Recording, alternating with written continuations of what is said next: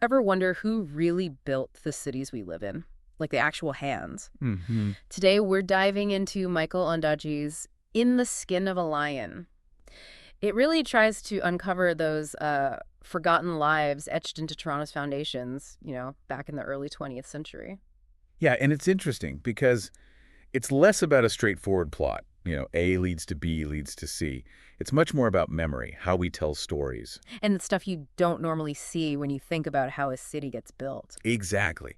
What's really fascinating, I think, is how Ondaatje uses Toronto's big construction boom then as this vibrant backdrop. Right, all that building going on. Yeah, and it allows him to explore how like individual lives and these overlooked histories kind of weave together. It's not just about the big picture. Totally. And you might start reading and think, okay, this is about Patrick Lewis, this central character, and he's searching for someone he lost. Which he is, on one level. Right, but as you get deeper in, you realize his journey is more like a vehicle, right?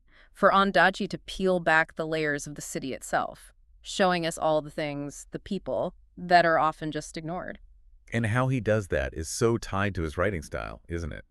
It's almost dreamlike sometimes. Yeah, mesmerizing is a good word. It is. The way he weaves memories together, Yeah. it's not chronological.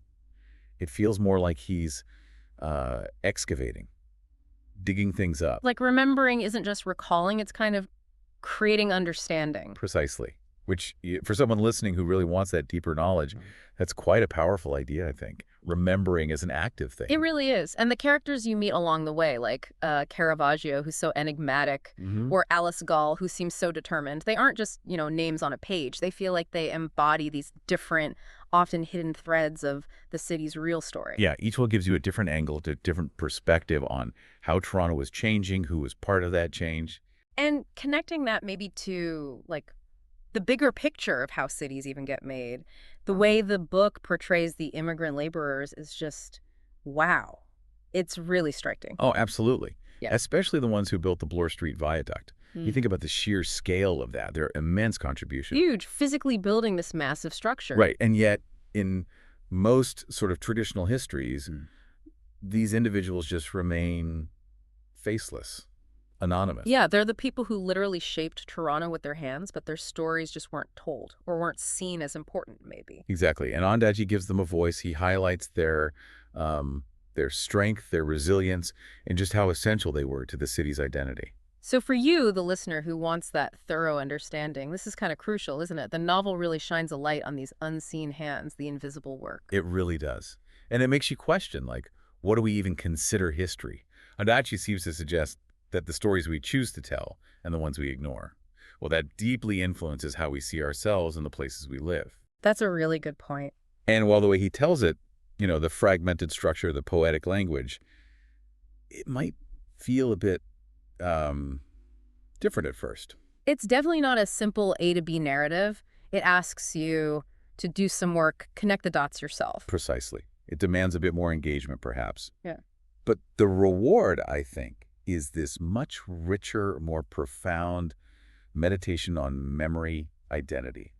And just the power of storytelling itself. Yeah, how all these things kind of construct our reality. Okay, so wrapping up, the key thing to maybe take away is that In the Skin of a Lion gives you a way to look beyond the official versions, the standard histories. It pushes you to recognize the hidden narratives, the ones that are always operating, always shaping our world, even if we don't notice them day to day. Right, the places we live, they're built on just countless stories, and so many of them never make it into the main history books. And just being aware of that feels important. Yeah, that awareness is key. The novel encourages us, I think, to look beyond the surface, to consider the experiences of people who are often pushed to the margins or just overlooked.